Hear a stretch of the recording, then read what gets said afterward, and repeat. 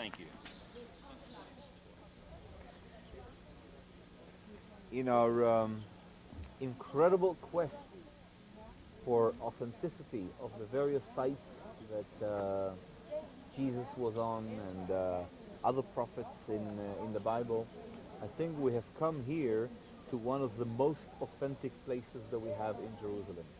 Actually, behind me you can see the pool of Bethesda, or the way it was known more as the pool of the shepherds. Again, they are playing with words over here. Bethesda is Aramaic, not Hebrew. Chesed in Hebrew, or Chesda in Hebrew, means righteousness. This was a place of which, when the shepherds used to go out of the city of Jerusalem, and by the way, shepherd is a professional, not necessarily the owner of the flock. You understand the difference? If I'm a shepherd, I may take 5 goats from him, and 3 sheep from her, and 5 goats from him, and what have you, and I would go out into the mountains of Jerusalem, outside of Jerusalem, herd them for a period of a week or so, and in most cases over the weekends I would come back home. What do you do before you deliver the sheep back to their sources? You give them water to drink, right? So there was a pool of the sheep of the shepherd right outside the gate. That's interesting, because if you are one of the misfortunates of Jerusalem, cripples, disabled, poor, whatever the case is, you want to be here during the weekend. And why? Very simple. A shepherd, after a week in the desert, he is extremely happy. He's extremely exhilarated. He's going to shower finally. He's going to have a hot meal. He's going to sleep in his own bed. So he's very generous. And the poor of Jerusalem used to get gifts from them. Piece of meat, money, righteousness. In other words, here is the name fits to the place of where we are indeed. What George was sharing about this particular place and the sheep, of course, reminds us of a number of things. The primary thing that we want to focus on, of course, is John chapter 5. But remember also a few chapters later in John 10, Jesus said he was the good shepherd. He was not the hireling. The hireling, the difference between the one who was hired to take care of the sheep, but when the wolf and the bear came, the hireling's looking out for himself and he's out of there. But Jesus said, I am the good shepherd. I lay down my life for the sheep. So that's the big difference, as George said, between a hireling and a shepherd. The shepherd owns the sheep and he will die for the sheep.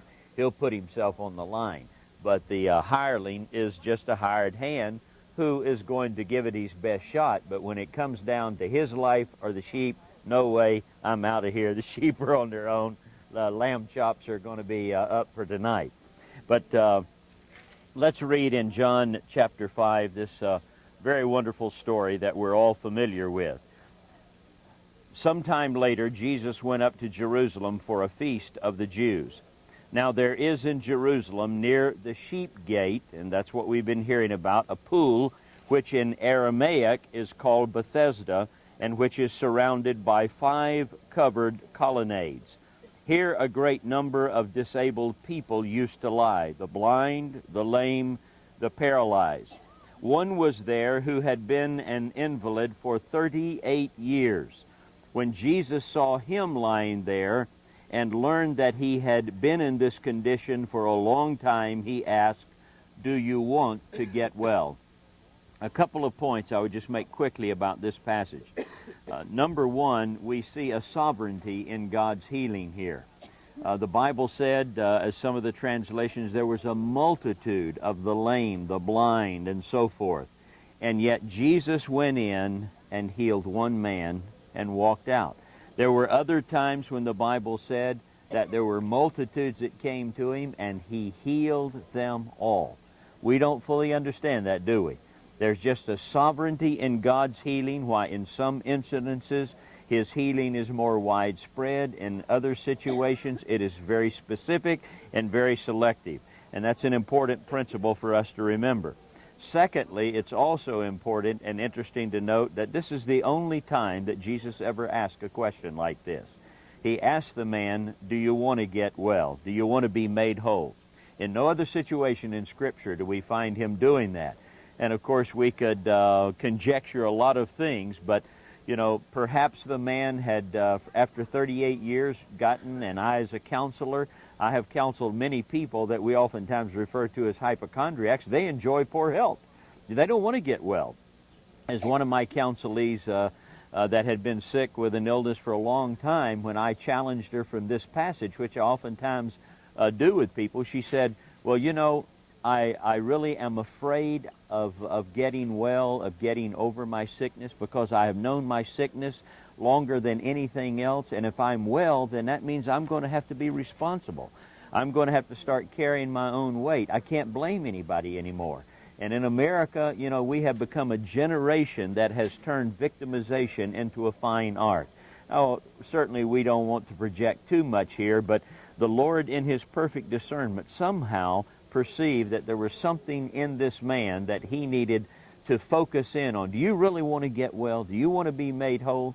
Have you sort of gotten comfortable in your sickness? And we also know, as we'll see in a moment, that this man's sickness came from some sin in his life. That doesn't mean that all sin and sickness are related like that. It doesn't mean that every time somebody is sick that there is sin in their lives. But Jesus, in His discernment, perceived that that must have been the case here. And so He said to him, do you want to get made whole? Do you want to be well?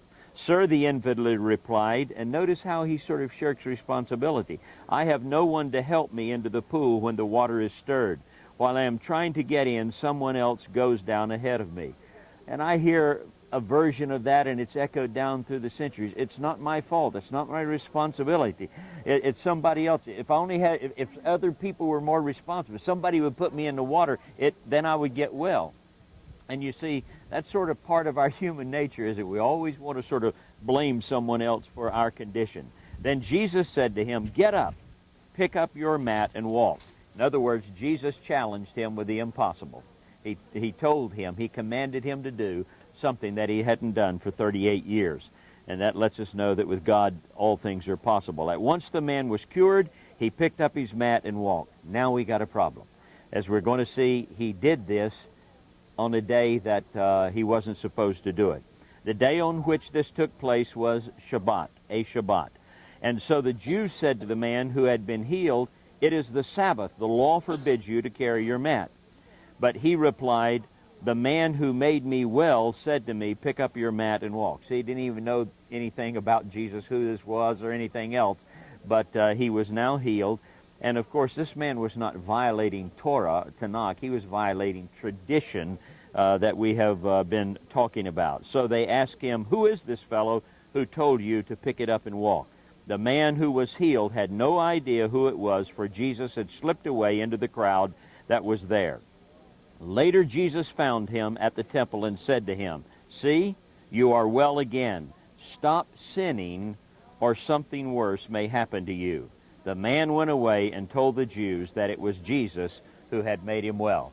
And so from what Jesus told him when He said to him, stop sinning, I think that at least gives us a suggestion that the Lord knew that there was a sin factor in his life that had perhaps been a contributing factor in the paralysis. Now, I'm not a physician, but we, as you know, have psychiatrists on staff with us, and as counselors, we have dealt with many, many people who are crippled emotionally, and some who are literally even crippled physically because of repressed anger, of sin, of bitterness, of resentment.